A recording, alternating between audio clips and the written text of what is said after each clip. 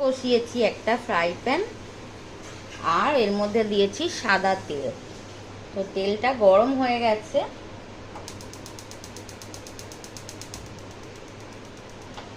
তো গ্যাসটা একদম কম করে আর দিয়ে দেবো এই মাছটা।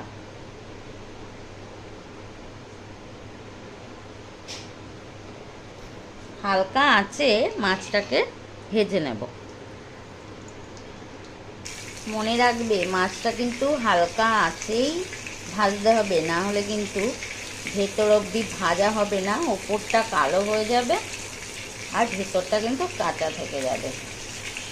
তাই খুব খেয়াল করে মাছটাকে একটু গ্যাসটা কম করে আর ভাজবো।